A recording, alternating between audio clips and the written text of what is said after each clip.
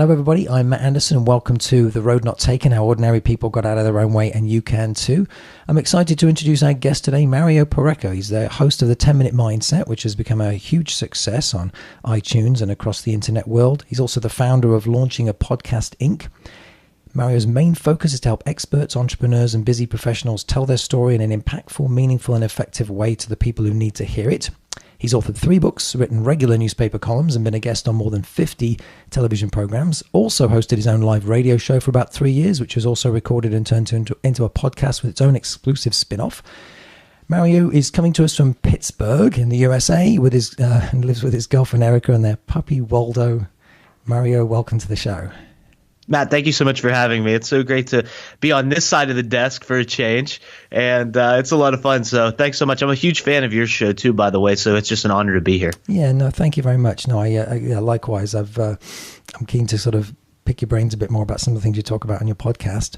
But first, I've always liked to start with one kind of, I guess, pre-prepared question, which is sort of if you had to pick one thing that's helped you most in terms of getting out of your own way. What's that been? Well, I think there's really 2 things that kind of work hand in hand. And I think the first thing is, and this is a huge question, this is why I like this question so much, is because I really think that a lot of people do get in their own way, myself included. I got in my own way a lot. And if you haven't gotten to the other side of that yet, it's hard to fathom how things can flow and how things can get, and I say easy, but I don't mean, when I say easy, I don't mean without challenge, because there's always challenge, but I mean with more ease, because you can always attack a challenge with more ease from a flow state. And so I think for me, what really made the difference was there's 2 things. Number one, I've always had the ability, and I've been able to go back and recognize this as I've been achieving more and as my successes unraveled, is I've had the ability to do 2 things simultaneously. So, and it sounds counterintuitive, but it's really not. And those 2 things are, I've had the ability to be completely focused on the outcomes that I want to achieve, but at the same time also be completely open to all the opportunities that are around me. And by playing both sides of the coin at the same time like that, it keeps me what I called centered, because it's like pulling at both ends of the spectrum and it pushes you to the center of it. So if you can be completely focused, and because I think the universe wants to see you putting forth the energy, and I believe the universe will match your energy. So if you're focused and you're putting forth the energy and you're moving, then you can be guided. And when you're guided, but you have to be open to be able to cash in and take action on the opportunities that are presented to you. You know, if you're sitting still and not doing anything, it's very hard to be guided in a direction because you're still. But if you're moving and putting forth energy, then you can pay attention to the things that unfold around you and move off the beaten path, so to speak, and try new things and see what happens. And that leads to the second piece of this that I think is very crucial, is self-awareness, knowing who you are. But you'll never figure out who you are unless you're taking action. Sitting still doing nothing will not give you more information about who you are and how you operate. But if you get in the trenches and you go out and take action and you do things, then you can see how you react to things. You can see what feels right, what doesn't feel right, what you like, what you don't like. And that will help you get a better picture of who you are as a person at your core. And when you learn who you are and you're taking action, then it gets you open to the possibilities and guides you on that path, I believe. So you're saying that's kind of how you also say no to things, because obviously it's easy. I mean, it's funny. One of the biggest challenges many people have is what they call chasing too many shiny new objects. And that would be the risk that you talk about, being obviously too open to opportunities. So how do you, I don't know, is it something you meditate on, or again, is it because you're more clear about your values? Like what exercises have you done that have helped you make sure you chase the right opportunities? Again, within reason. Obviously we all make mistakes from time to time. I go a lot by feel. I try to take thought out of the equation when it becomes those types of things, because, I've done some research on the heart-brain connectivity, and, your heart actually has the same types of neurons and cells that your brain has, and it actually in some instances has more, and they talk to each other. So there's a reason why some people, when they say, why'd you do that? And they answer, well, I just had a gut feeling. It just felt right. Because, and I think that in today's day and age, whenever we make decisions, any important decision in our life, whether you like to believe it or not, we always do it based on feel. We do it based on emotion. But then we go back later and we justify with intellect. And so I always try to sit and say, what does this feel like? Not think about it, not try to, rationalize it. And then I have a few core people that are closest to me that this is for big decisions that I talk to. And I value their opinion and I take all of that into consideration.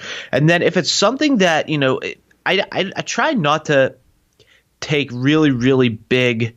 There's a fine line because you want to be decisive. The best leaders, the fastest growing leaders are very decisive. And so I think that it's good to take that jump if it still feels good. Mm-hmm. But I think that the big thing is you can't be afraid of failure because so many people don't act because they're afraid of failure. And the thing about failure is I really believe failure is not a real thing. And that's the reframe I've made in my mind to help me act more. And what I mean by that is I believe failure is a label that we've developed as humans to give to situations where we didn't meet our own expectations. So if we have an expectation that doesn't get met, we say, oh, that's a failure. But at the end of the day, that expectation is something that we've set ourselves also. So how do you know that that's the best for the common good? Because I believe the universe is always guiding us. But again, it's up to us to notice that, to see what's happening, and then to act on that. So I believe saying no is important, and I believe that taking the evidence that we've received along the way is how you can kind of decipher that. Because if something's working for you right now, you shouldn't really, in most cases, have to do anything different to get to that next level of success. There comes a time for people where a lot of people think once they get to a certain level of success, they have to do something completely different to get to that next level. They think, okay, so I've gotten this successful doing this. Now I have to find something new, something different to bring to the table, to pivot, to show people different things to get to the next level. But most of the time, if we can avoid what you called that shiny object syndrome, which is a real thing, and we stick to and double down on the thing that's working, it will most of the time there'll be another breakthrough that guides us into a different stratosphere of success. So I think it's well worth going back and looking at what's working and seeing how you can do more of that while exploring new opportunities, if that makes sense. I don't know. Can you give an example?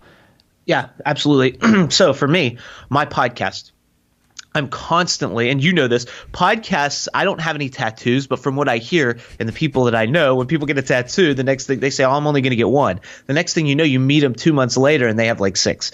So it's one of those things, once you get one, you want more. And podcasts are the same way. I've been in the podcasting space for 8 years. It seems like to me, and the experiences I've had, a lot of people who start podcasts, myself included, you're always thinking about what's another show I could do? What's a next show? What's a spinoff? What's something different we can talk about? And so I have this, 10-minute mindset I've been doing now. At the time of this recording, I have 436 episodes that are live, and I have about 100 episodes that are recorded ready for release. And so I've done well over 500 episodes of 10-minute mindset, but I'm always thinking, how can I change it? How can I make it better? Maybe I should change the topic a little bit. Maybe I should change the format a little bit. Maybe I should do this. And I talk to people about that all the time. But then, I get so close. It seems so exciting because it's new, and I get so close to doing it. But I just haven't pulled the trigger yet, because then I look back and go, this has been successful. What if I just do more? What if I just double down on what I'm doing? So that's not to say I won't change it. That's not to say I won't change it soon. But there's always that temptation there of something that's working really well to kind of tweak it a little bit, to kind of change it. Same thing with personal brand, right? A lot of us, we establish these personal brands based on the things that we do. But then you always go back and look at, well, a lot of times your personal brand, when you put it out into the world or you put it out on social media, a lot of times it's not perceived exactly how you want it to be. So you have this idea of your personal brand, but really perception is the truth. So when you look at how it's actually being perceived as opposed to how you put it out there, it gives us this feeling of, I want to present it in a different way. I want to change it. I want to talk about different things. I want to do different things. But then you have to look and say, well, how do I really want to be perceived, and how do I really want to make my impact on the world? And so I always have that struggle too with my personal brand, because I have a lot of people, as we discussed in our pre-interview, that call me the podcast guy. And while that's fair enough, because I have been in the space a long time and I do operate in that space a lot, I don't think podcasting really sums up everything that I do. I see myself as more of the conversation guy, because that's what I'm passionate about. I just see podcasting as the platform in which I facilitate those conversations and help other people do the same thing. But it's funny the way that perception, changes when you look at it and you see, well, what have I been doing, and how does this translate, and how do people see that? But there's always that, that feeling that you want to change it up. You want to make it new. You want it to be a little more exciting, take it to the next level. But like I said, at the end of the day, a lot of times if you double down on what you're doing, it will get you to that next level, because you're already building momentum, and momentum's a real thing. But people think they have to change things to get there faster. And so I think that's where patience comes into the equation, which is such a valuable thing. So where I'm slightly stuck on what you're talking about is probably just because my network in the past has mostly been salespeople. Yeah. And also because most of my past was training and coaching people how to get more referral business. And part of that process was meant to be people sort of asking up the food chain. And where I'm going with this is when you talk about opportunities, being open to opportunities, I mean, the first thought that pops into my head is we only, well, in my experience anyways, we only see opportunities that are sort of in our close sphere.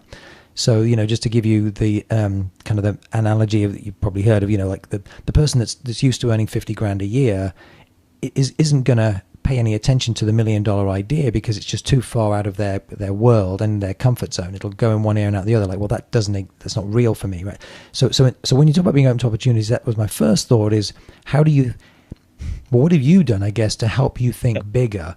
But where I'm also going with this is it ties into what you're just saying about consistent activity, because that certainly fits with quite a lot of people in sales, but also quite a lot of people in sales, as they get better, want to go after bigger opportunities. And that's when fear creeps in and they get intimidated by people who are more successful than them or companies that are bigger than what they're used to. So I feel like that's the piece that's missing for me in what you're talking about. So how have you kind of met that one in your own professional development?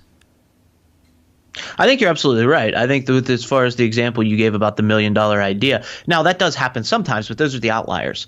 Most people don't jump from 50K a year to making 7 figures. It just doesn't happen. You have to, but that doesn't mean that, so for me, I was a chef. That's how I started. And so I always knew that I was capable of the seven figure earnings. I knew that I had something intuitively. I just had that. Maybe it's the way I was raised, whatever. I had that confidence and I had that awareness that I can do great things. And so it wasn't that I was looking for my quote unquote $1 million idea. I was just looking for the path that was going to guide me towards that $1 million idea. So it was like I just needed one thing to show me the direction. And so that's when I started really looking around because when you're super focused, it's hard. Sometimes it's hard to notice anything. You have that tunnel vision, right? That where all you see is what's in front of you.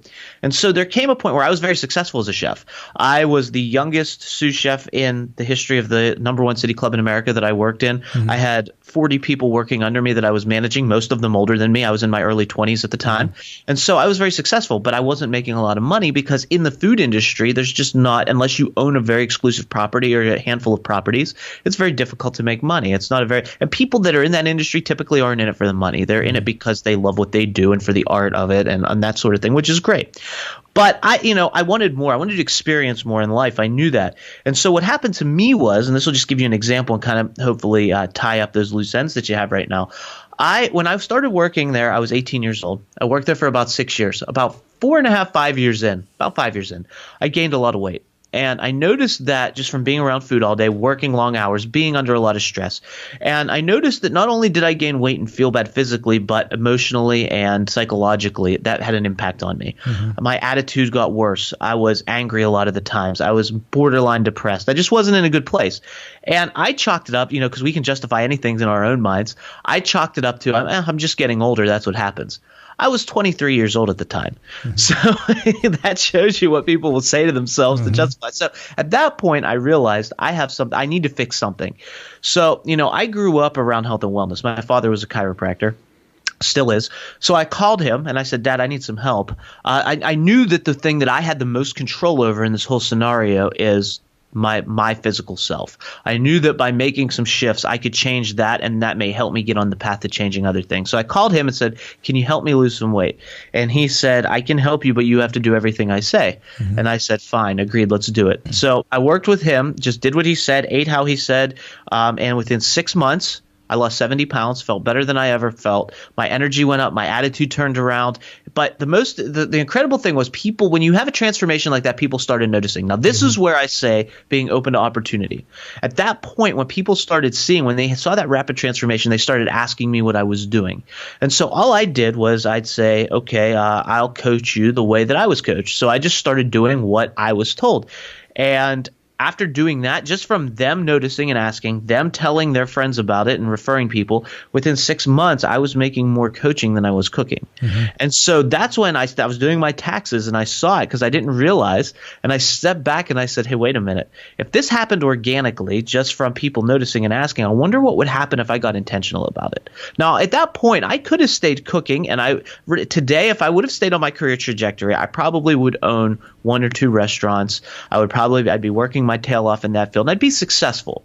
But that's not what I wanted at that point because I saw what, the hours that it took. I was in the field for 6 years. I saw the stress that was involved. I saw everything there. And I also saw this opening that, coaching's providing me like I said, whether you call it God, grace, the universe, whatever label you give it, it's trying to tell me something. And that's why I always say coaching, I didn't pick coaching. I never in my life woke up and said, I want to be a coach. Yeah. But then when I saw that, coaching chose me. So at that point, within a month, I quit my job and I went out and started building this coaching business, my own business, with no entrepreneurial background, no anything. I just went out and started doing stuff. And so that's been a 10-year journey to where I sit today from that point to now.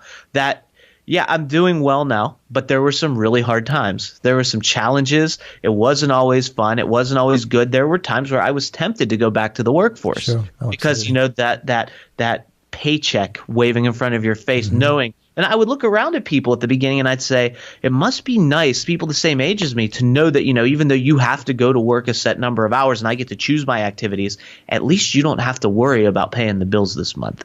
And so I would have those thoughts.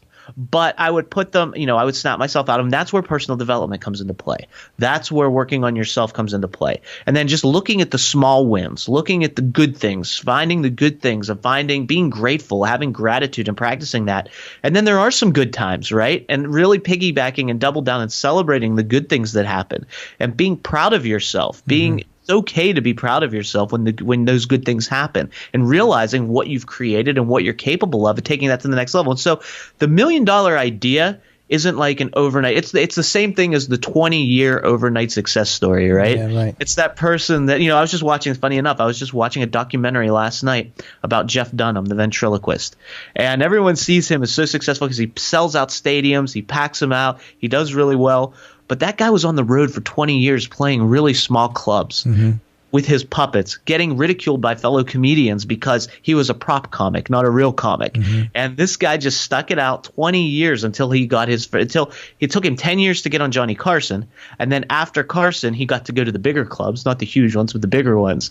And then he got another break 10 years later. So it's a 20-year journey. So that's kind of what it's like, when you're in the field and being an entrepreneur. So that's what I mean by being open. Like I could have stuck it out, not been open, and stayed cooking. And I'd still be successful, but I wouldn't be as happy and fulfilled as I am now, and I wouldn't be making the greater impact that I'm capable of making. And so by exploring that opportunity, making that shift and knowing, hey, people say, oh, you can always go back to cooking, but in my mind I can't because I burned the boats. Yeah. When I made that shift and went into the entrepreneurial space, it's like I can never go back to that. Physically, could I? Yeah. But emotionally, no.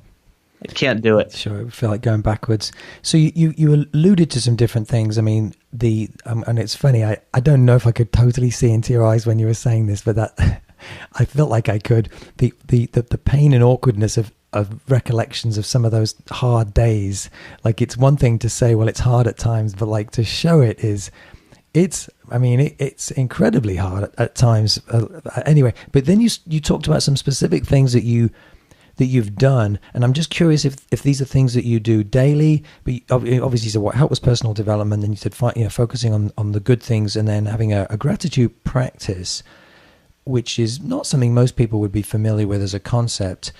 Can you talk, I guess, initially about things that you've done or that you try to do consistently? I mean, I guess specifically during tougher times, because that's the time when we kind of need to steer that ship in a better direction. Yeah, well, the key to steering that ship in the tough times is the practice that you do in the good times. Because when the tough times come and people tell you, oh, you need to be grateful, you need to look at the good things, the last thing you want to do, you want to tell that person, get out of my face, leave me alone, things are terrible. And that's just human nature. That's how we are. But if you practice gratitude in the good times, and it's so easy not to practice gratitude in the good times because you just want to focus on how good everything is. But if you sit down and take a minute or 2 minutes every day and really think about, and not just think about, but you have to feel it. You have to create that emotion of gratitude. And here's the other thing: is the most powerful person is the person who needs nothing, and the person who is truly grateful needs nothing because they're already appreciative for what's there in the moment. So when you get into that state of gratitude, you have to realize you are the most powerful version of yourself. And so the other thing to that is, not only are you practicing that, but it's like a muscle. You have to build that gratitude muscle. And if you build it in the good times, then when things happen that aren't so good, you have a strong muscle to fall back on that'll help. And it's not that there'll never be bad times again if you practice gratitude. The bad times will always come. But what you'll notice is the space between the bad times will get longer and longer, and the actual length of those bad times will get shorter and shorter. And so they'll come, but they won't be as crippling as they are if you don't practice. And so practicing gratitude is as simple as what I do every morning is what I call the GEO method, and I talk about it on 10-Minute Mindset a lot. It's when I take 5 minutes every morning, I close my eyes and I focus on 3 specific things. I focus on one thing that I get to receive every day that's a small thing that I can really focus on, because those small things are really what lead us into the big things. And if we can get really grateful around the small things in our life, then when the big things happen, the really good things, we can get into gratitude even faster and even deeper. And so what I mean by the small things are, I ask people in my show sometimes, what are some of the small things in your life that you're grateful for? And, one of my favorites was from someone who's an extremely successful person. And she said, you know what I really, believe it or not, what I'm really grateful for when I wake up in the morning is just my hot cup of coffee. The fact that I can go to my coffee machine, get a hot cup of coffee, and I pull it out, I pour it, and I grab the mug, and it's warm, and I sip it, and I am just super grateful that I have the opportunity to stand in my kitchen and sip a warm cup of coffee first thing in the morning with no stress and just to be happy. And it's something as small as that can make a really profound difference, because those are those small things that we take for granted every single day, and we tend to overlook because of that. Right. The second thing is, what's one thing I get to give every day? Because it is in giving that we truly receive, and through contribution that we create true fulfillment. So when I say giving, it doesn't have to be money. It can be your time. You can call a friend that needs some help or needs some advice, or you just give them your time. It can be, really doing a Facebook Live that has nothing to do with sales, nothing to do with anything, just to help people because you have a message to share. It can be holding the door for someone. It can be something as simple as that. But what do you have to give that you can be grateful that you can't have the ability and the opportunity to give? And the third thing, which I think is the most important that I focus on, is what's one thing that I am? Because it's our identity that leads to our actions, which leads to our results. Human behavioral psychology tells us that our greatest need as a human being is to show up and act consistent with who we believe we are.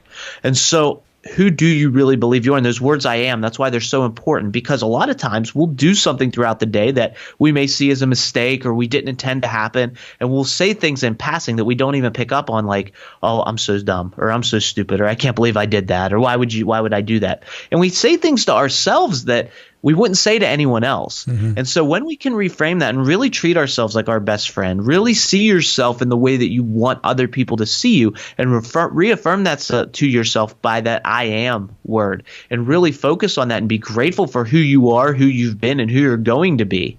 At that point, you will start to prove to yourself, and your subconscious mind or your unconscious mind will start to work with your conscious mind to help you show up as that person and really take action based on who you want to be and who you are in your most powerful form, rather than proving to yourself that you're so stupid, or you can't make it, or you've never been able to do it, or things like that. And whether you believe it or not at a conscious level, when you say those things, your subconscious mind, your unconscious mind's always listening. And it'll hear those things and it'll tuck it away as references. And so when something comes up that you don't achieve, or something happens that you didn't want to happen, you'll reference that back in your unconscious and be like, see, I told you. See, that's how.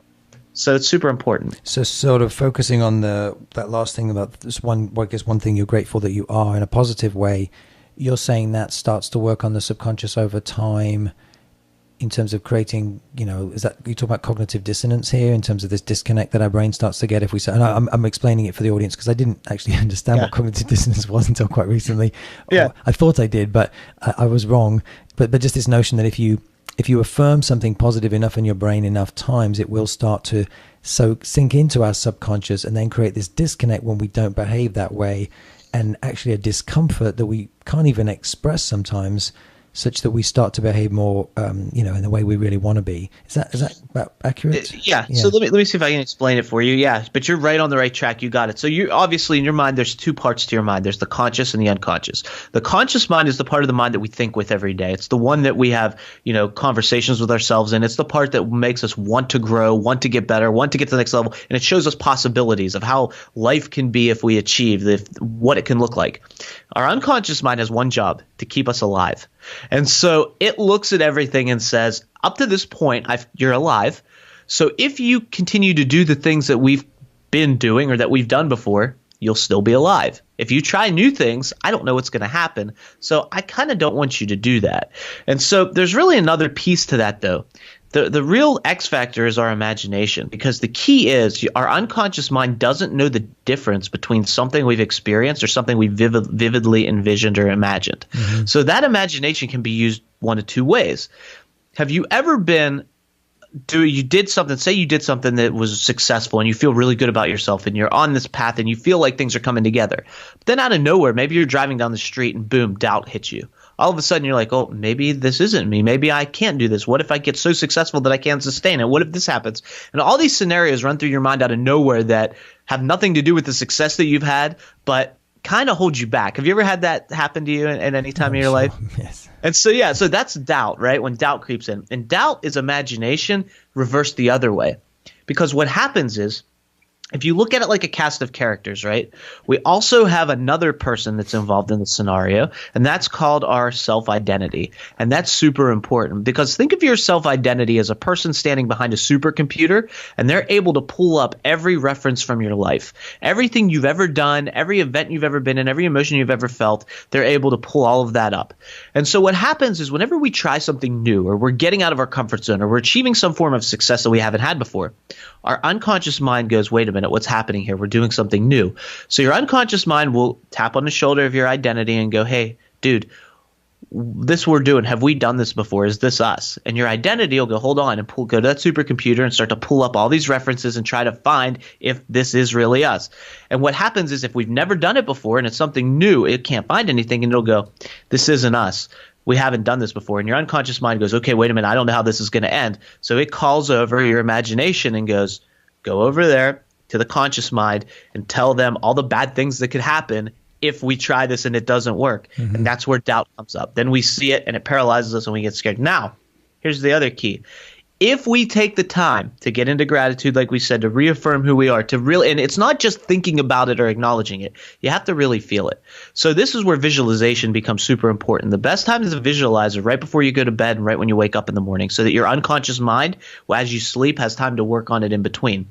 And so if you visualize things that you want really vividly and you do it often, what happens now is when you do something different, and your unconscious mind taps on your self-identity and goes, hey, dude, what's happening? It'll pull up this reference computer and it'll start to see those visualizations. Mm-hmm. And it'll say, oh, wait, we have done this before. Hey, unconscious mind, we're good. This is us. Mm-hmm. And he'll go, great, this is us. Let me see how I can help you rather than hinder you. Since there's no danger here of us dying, I'm going to help you and we're going to figure this out. And that's when your unconscious mind will actually begin to support you and help you. And that's when people say things like, synchronicities came up, things just seemed to fall into place. It became so much easier. And that's because, you're working with yourself. There's so many people out there that almost become their best worst enemy when they start to succeed. They have self-sabotage just comes up in every aspect. I'm sure you've met people like that. Oh, sure. They seem to be on that path to success. Everything seems great. And out of nowhere, they sabotage themselves. And that's why. Because the doubt creeps in. They don't really have the sureness in themselves. They don't really have that identity. And so, the same thing with people who win the lottery. I've never seen the person who wins the lottery 5 years later be on the news and be like, I diversified my portfolio. I've made millions on top of what I made. I'm set now, right? You never see that. No, typically what happens is within a few months, they go back to where they were before. And why is that? Because their identity is that of the person who made what they made before. Then they get all this money. Their unconscious mind goes, wait a minute, what's happening here? We can't live like this. This isn't us. And so they start to buy really bad things and they start to give their money away and make bad investments and they don't manage it well. And it's not because they don't want that money and it's not because they don't want to be able to live life in a different way. It's just that we have the need to prove to ourselves who we really are. And it comes from that unconscious mind trying to keep us alive and keep us in a place where this is who we are. And so we need to act as such. And so that's where they go back to who they were before. Almost all lottery winners within months from winning the lottery are back to exactly where they were before the lottery right after that. That's why. Yeah, no, it's fascinating. So, I mean, it sounds like a tangent question, but listening to you, you're so enthusiastic talking about this. I mean, I've got to ask, where does your passion for the topic of people improving themselves come from? I guess because I know how I was. I know how I felt when I thought I was on the path and then I realized I wasn't. And when I had to make that shift. And one of the other questions I know we talked about before this started is, when was the exact moment you realized that you needed to make that shift? And, I remember, I don't know if it was an exact moment. I don't think and I heard this last night as well as I was watching the documentary. He said he got a divorce and he said there's never an exact moment where the marriage goes wrong. It's usually a number of years that add up to that one moment where the decision's made. And so I think that's kind of the same way that I had with, with this career. Like, I loved being a chef. I loved the people I worked with. I loved the place I worked, but I just felt like I was almost suffocated. Like, I couldn't let my impact be the greatest. And what I realized as I go through, and that's why I believe self-awareness is so valuable, what I realized is my number one value is as a conversationalist.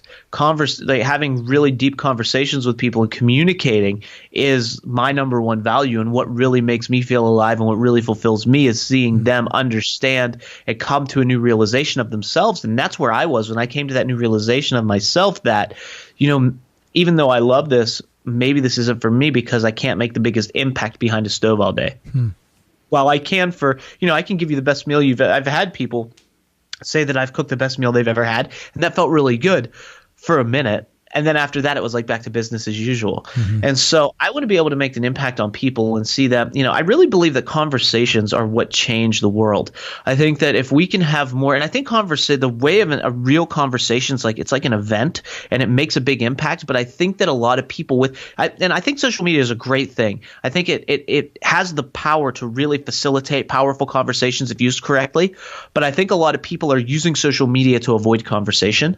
And so I think that if we reframe that and we use it to encourage conversation, and we use it to have these what I call conversations that matter, it can really change the world. I'm not going to change the world by having one conversation, but if I can help facilitate other conversations, and instead of me just conversing with you in an audience or a guest in an audience or just me talking to an audience, if I have 100 other people talking to other people and talking to audiences and all having conversations that bring up really relevant topics and get people thinking and get people moving towards because I really believe we all have something unique that we bring to the world. And it's up to us to figure out what that is and cultivate that. And once we figure that out, that's when we get into that flow of ease. And I think that when I look at people like the Beatles and Elvis and Shakespeare, people who have gotten to that pinnacle, who have figured it out at a young age. Like Shakespeare is like, I need to write. The Beatles are like music. But I always think, what if the Beatles would have been like, I kind of like music, but I want to write books. Like, what would the world be like then, right? So it's like, I think there's a lot of people trying to discover what's their unique thing. And I think that the only difference between the Beatles and an everyday, quote unquote, everyday person is the fact that the Beatles not only had the awareness to know who they were, but then they put the work in to get there. And they didn't let anyone veer them wrong. That doesn't mean they weren't open, because if you read about the Beatles, they did a lot of different things in their lifetime. And they tried different things, played different events, did different formats until they figured it out, until they became the Beatles. So they didn't just show up as the Beatles. And I think a lot of us are the same way, where we have that uniqueness, but we allow society and the world to tell us how we're supposed to live our life. And it takes that uniqueness away. So you have the ability to make this huge impact. And I'm just fortunate enough that I found what really lights me up. And I pursued it in such a way that I found a way that I can not only sustain my lifestyle doing that, but it is what I love to do. So it's not like I'm just doing it for the paycheck. I'm doing it because I love to do it, and I show up and I do it to do it. And the paycheck is just part of it. It just comes along with it. And so that's why I'm so passionate, is because I really feel like having conversations and communicating and helping people is really what I'm here for. That's my music, so to speak, if I was the Beatles. And that's where I get that passion from. It's not something I have to cultivate or work on or psych myself up to do. I get up genuinely excited to have conversations with people, to get on the phone and either just talk, do it from a business standpoint, or record it on someone else's podcast, record my podcast. It's all exciting for me. It's all the same. It's all different. But it's this communication and this thing that we have between us right now that it's like we're taking our energies, putting them together in a meaningful way. And it's not just I don't see this conversation, Matt, between you and me as just you and I talking. There's so many other people right now that are part of this conversation that aren't even here yet. Once they get here and consume it, that takes the conversation to a whole new level. And that's what makes it exciting. Talk about different types of conversations, though, because, obviously there's all kinds of conversations we're having, but the ones that are going to help people develop or find their uniqueness, and the ones that matter, and the ones that help ultimately shift lives. I do grasp the concept, despite being a reserved Englishman. But talk more about that in terms of what types of conversations are going to help people the most. Yeah, I think that we just have to have we have to shed the fear of actually connecting with other human beings. So whether that means you have to start with someone very close to you that you trust, or whether you're okay with talking to anyone, I think it's just important that you talk. Sometimes I have conversations with myself, and what I mean by that, I don't sit and talk out loud to myself sometimes, maybe, but I'll get my, this used to frustrate her at the beginning. When I started dating my girlfriend, I would sit down and tell her things, and she would get upset with me because she'd say, I know this stuff. She would think I was trying to pontificate or teach her. And I would say, no, that's not what I'm trying to do. I just need to be able to tell someone so I can hear myself say it, so that I get it from a different perspective.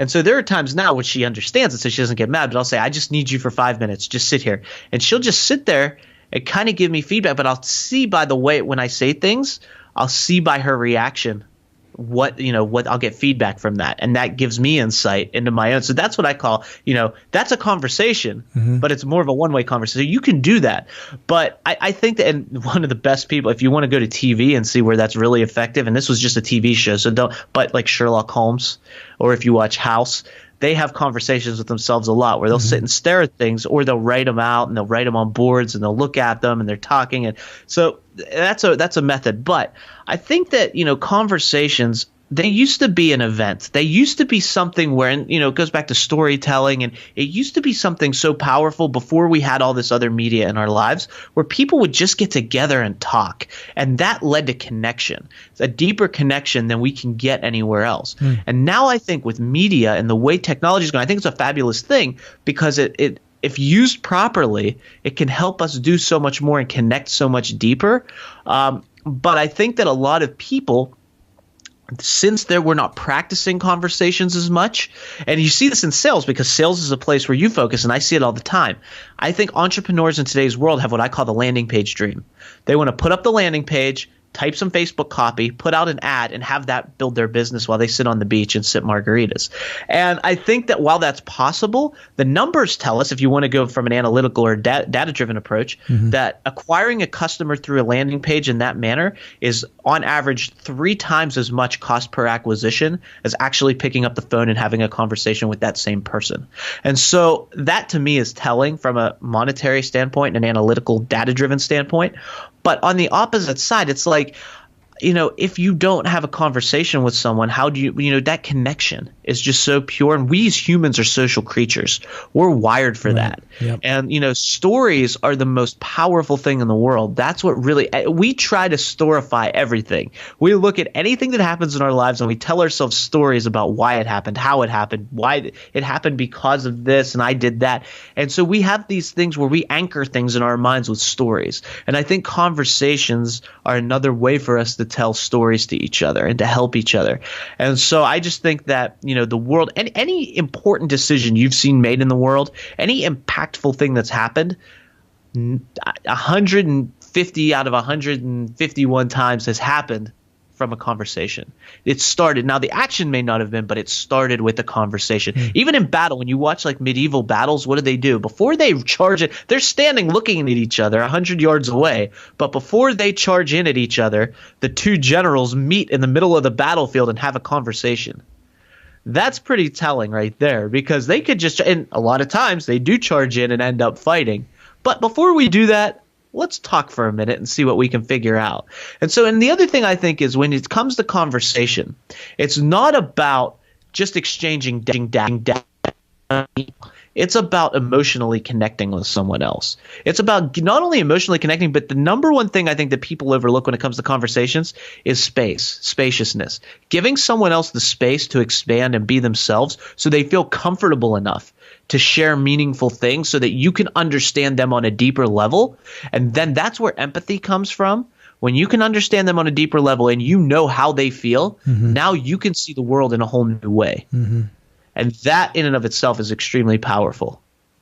So I think that can only be done. It can be done like we're doing right now on a video chat. It can be done, but you have to have a conversation to be able to do that. You can't find spaciousness in an email. You can, but it's very, very difficult and a very lengthy process to find it in an email when you can hop on the phone and do it in 5 minutes. And that emotional connection is really what I'm talking about. It's not really the words. It's not really the language, because you can take two people who speak completely different languages and they can have a fantastic conversation. It's that emotional connection. It's the body language. It's the way that, just the way you interact with one another, because we all bring energy to situations. When those energies meet, it creates something completely different. And that experience is really what manifests and what becomes super, super powerful. The experience we take from the conversation we're having now, Matt, after we hang up, that energy that we take with us from this conversation is going to impact and influence everything else throughout our day that we do. Yeah. And that's what's super powerful about a conversation, in my opinion. It's funny. My brain's going to a different extreme, and I don't know why, but it is. As I listen to what you're saying, without hogging too much airtime here, I almost feel like that we need politicians now to talk about this or something, because I agree. I think it's quite alarming how much people are like you said. The first thing you said was we had to shed the fear of connecting with others. I used to do workshops on networking, which of course most people don't like. But even the concept of going into a room and meeting a stranger is, I think that's always been intimidating, but I feel like now, as you say, with social media, I feel like it's going to a different extreme where we not only avoid face-to-face meetings, we avoid phone calls, we just text people back. But in terms of a question for you, like how are you turning this into, I guess, educational content for others, or what suggestions do you have for people? Like, how are you kind of, is it just through your podcast that you're kind of addressing this topic, or have you got other ideas about projects with this topic? I've got other ideas, but right now I'm really focusing on the podcast, and I'm focusing on, because I believe that through the podcast, I make it my mission, as you said, and you brilliantly said it before we got on the air. You were talking about where you wanted this conversation to go, and you stopped and you said, well, this is really my job, but I'm going to say it anyway. And I really believe, and I want to give you credit and really, acknowledge you, because as a podcast host, that's your job. And it's a difficult thing that most people don't understand. They think anyone can hop behind a microphone and host their own podcast. And while it's very accessible, there's very, very few people that can do it really well. And so it's something that you have to learn with experience. And it's something that I believe it's not so much a technical thing. It's a communication thing. It's really connecting with people. And the only way to really get good at that is to do it, and to do it over and over again, to the point where, and I think you really have to care about the other person. You really have to want to help that other person tell their story in a powerful, meaningful way. Yeah. And when that care overcomes the fear, then you have something special. Like you said, a lot of people are terrified of being in a one-on-one situation with someone. And I agree with you 110%. But I think when you can reframe that thinking from, what if I look bad in this conversation, or what if I look foolish? And that's what scares people. They think they're going to look foolish having a conversation with someone. But when you reframe that and you say, I really want to get to know this person. I want to help this person. I want to connect with them. I care about this person. Then that fear goes away, because it's not about you anymore. And it doesn't matter. If you feel a little foolish, so be it. But at the same time, at least you know you're making an impact. At least you know you're connecting and helping. And I think that that's the major thing. I think that's really what it comes down to right there. And so for me, it's about facilitating those conversations. It's about showing up and being the best. And I don't like to call them interviews because I think they're more conversations, but we'll call it an interview because that's what it is.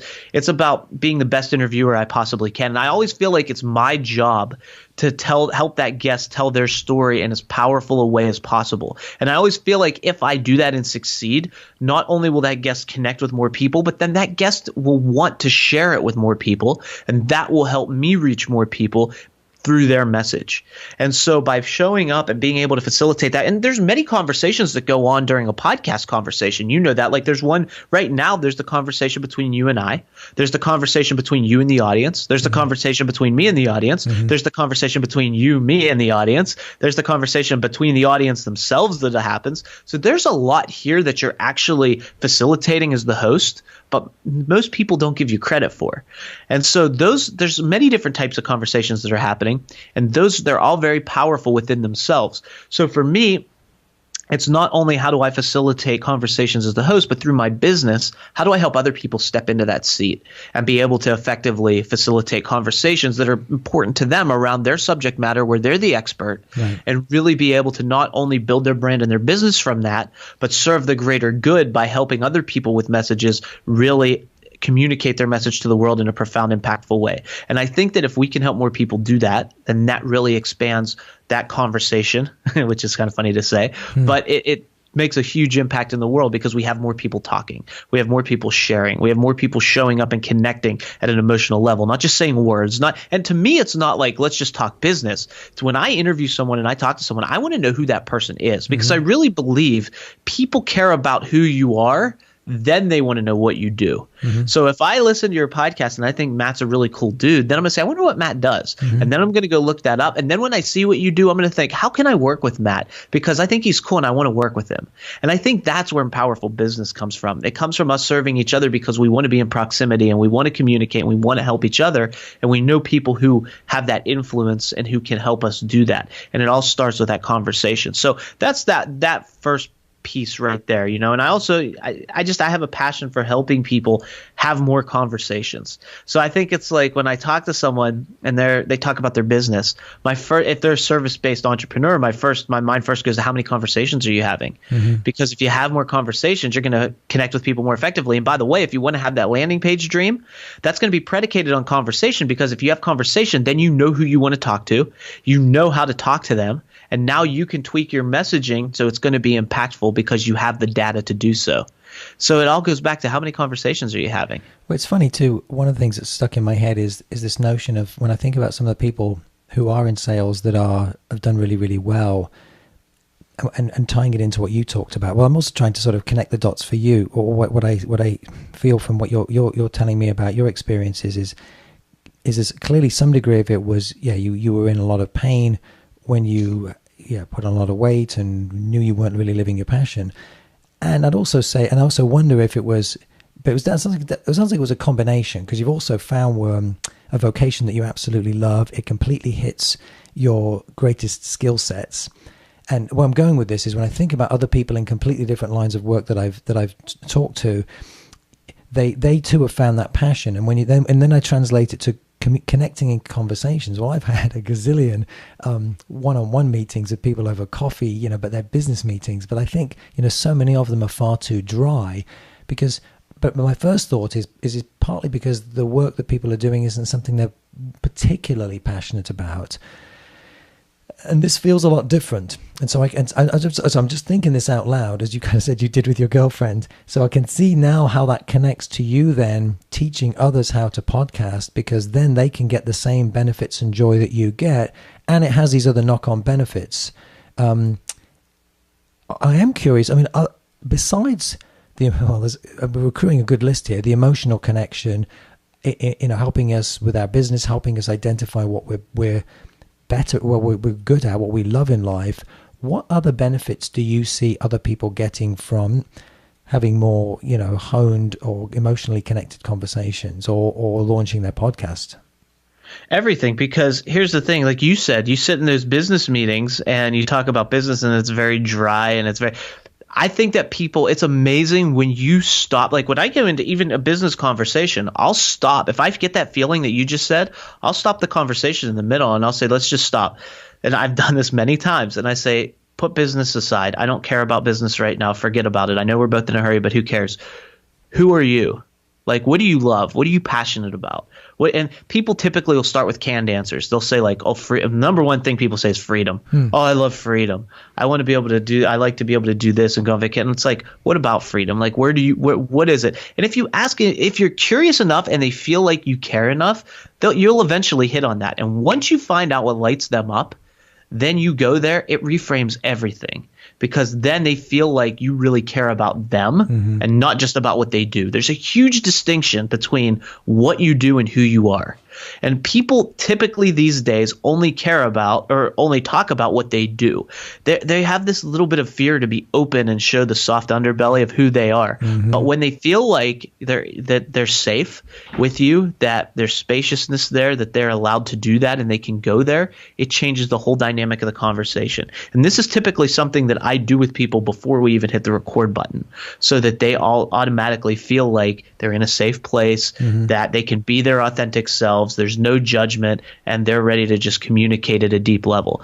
And so I think that that's a really important thing, is that when you get to that point where someone feels really cared about and they feel like you really want to connect with them, it changes it, because people aren't used to that anymore. Even on social media, people are putting things up about who they want to be, not who they really are. They're putting out content about, they're sharing things and they're taking these filters and seeing what other successful people are doing and trying to become that. And they talk about what they do and they talk about how you can become a better influencer and all of this stuff. But it's like, who are you really?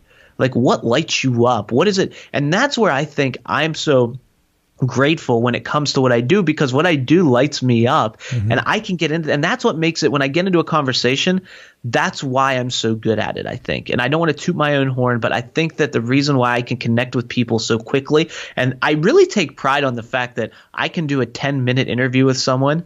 And I talk to a lot of other podcasters and they're like, oh, I need more time than that to get deep. Well, I think my interviews get pretty deep, but I can do it in 10 minutes. And it's because I don't have that it's because at the beginning, once I hit the record button and you hear that, that's not the first time I've ever talked to that person. And I know this isn't the first time we've talked, so you're doing that perfectly. But I really try to get deep to who that person is, not just what they do. And so when we start to care about and talk about things that matter to us, that light us up as human beings, not as salespeople or business developers or CEOs or whatever it may be, to me, the title is just the title. That's great. And if it gives you pride, fantastic. But you as a person, who are you? What do you love? What can we talk about? What can we laugh about? What can we bring emotion to and have fun with? And people, I don't think, get into those types of conversations anymore. I mean, it's all so fast-paced business. This is it. And a lot of people, quite frankly, like you said, they don't really like what they do. So if you stay at that level and you keep it that dry, it's just going to stay there. And then they're going to walk away as like, oh, just another meeting, right? And it's like, I don't want to sit in another meeting. I don't like meetings. I want to get to know someone. I want to, get to that next level. I know we need to wrap up shortly. Do you have any good, useful conversation starters for people in those scenarios? Because I've been in them too many times, and I more than relate to what you're saying.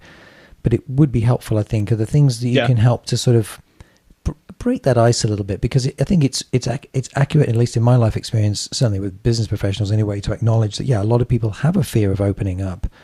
They're not expecting it. They're expecting safe talk about their products and services. So how do you kind of, if they don't have your personality to just say, hang on a second, let's talk about something that lights you up, because this is too boring.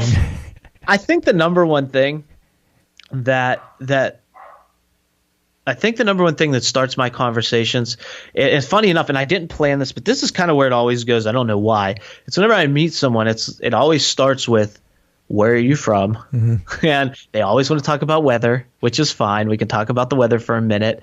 And then I always start with the question of, number one, I like to say, tell me about what you're doing now, just because that's what people are comfortable with, because you want to start with some level of comfort for them. But then I also piggyback on that. I don't just stop there and say, tell me what you're doing now. I say, tell me a little bit about what you're doing now, what you're so passionate about with that, and what makes you want to do that every day and how you're making an impact with that. So I phrase it like that so that people know that I'm not just like, tell me what you do. Because anyone can say, oh, I'm a salesperson for so-and-so and I sell this. Like, great, whatever. But it's like, why? That's like the number one thing is why. Why do you care? Why do you do this? Like, if you're just doing it to get a paycheck, that's cool. I get it. And that's fine because a lot of people are like that. But there's something else we can talk about that you want to talk about. Like, one of the things I love to do with my clients the most when we start their podcast is everyone thinks that when they start a podcast, they have to create an audience that is their ideal client. So like if you sell copiers, you need to create an audience of your ideal avatar that wants to buy copiers. And that's the biggest piece of baloney in the world. What you really want to do is you want to create content about something you're passionate about. Create an audience about that, even if it doesn't map to what you're selling, because on the back end, you can always develop sales based on relationships. The relationship is always more valuable than the sale.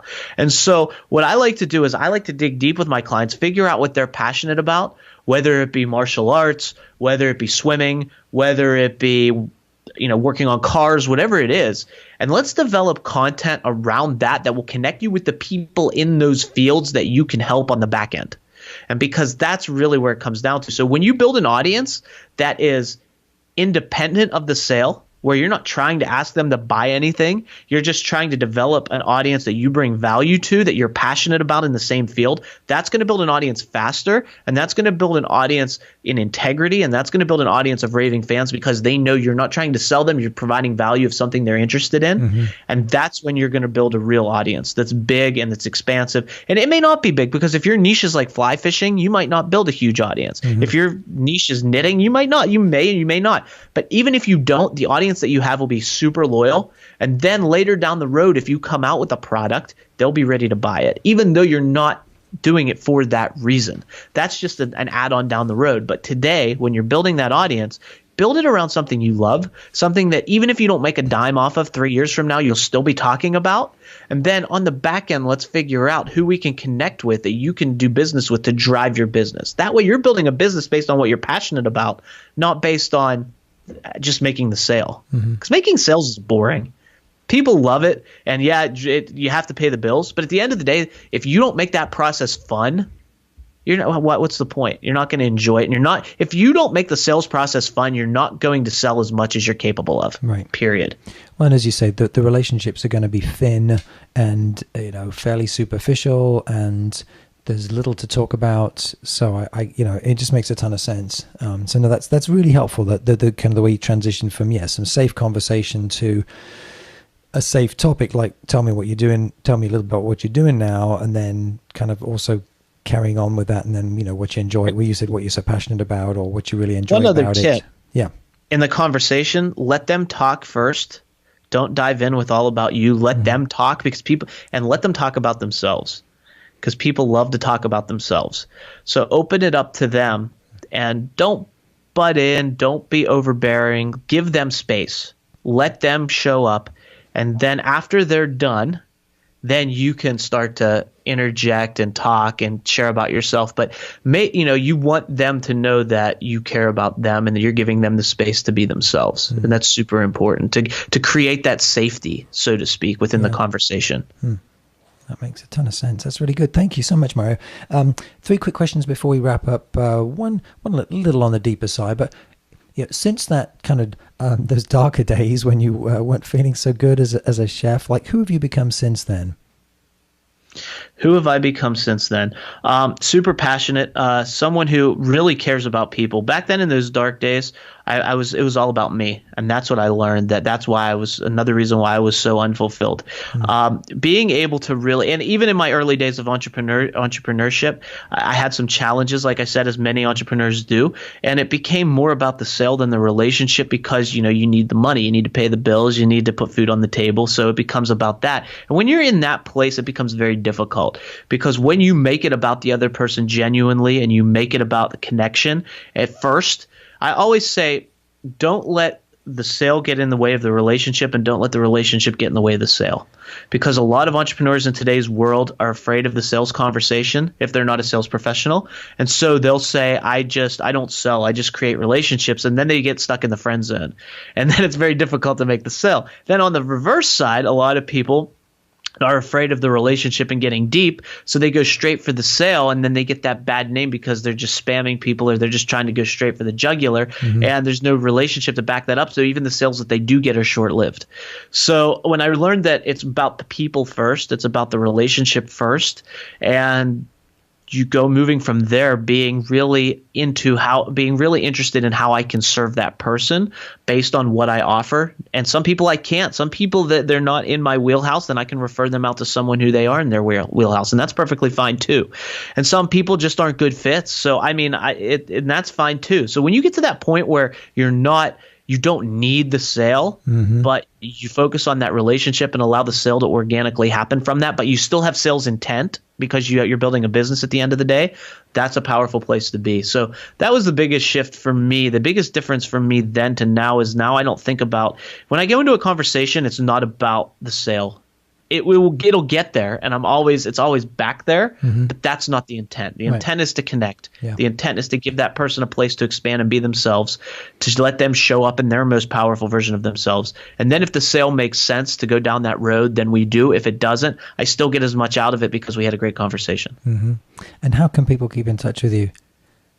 My website, marioporreca.com, is a good place to find me. I'm on all social media, Facebook, Twitter, Instagram, LinkedIn. So you can find those links at my website if you'd like, right in the footer of the website, marioporreca.com. And also you can find 10-Minute Mindset there. So that's my hub. That's the best place to go. Right. So, that podcast, definitely check out the podcast for those of you listening, as well as Mario's site. But there's some really, really great content. And Mario does some sharing of his own too on things that he's learning, which is also been rewarding and well worth your time. So other than that, Mario, thank you so much for sharing so much wisdom. I've got pages of notes here. I'm looking forward to going back through them. And then for those of you listening, again, thanks for your time. The most important thing is that do at least one specific thing based on the conversation that Mario and I have had, so that you continue to move forward and take action. And if you haven't subscribed to the podcast already, please do so. Be appreciated also if you'd leave a review. Show notes will be on my website, matt-anderson.com. Otherwise, Mario, thanks again. And I'll finish up with my favorite question, which is, what would you do if you knew you couldn't fail? I'm Matt Anderson, and this was The Road Not Taken.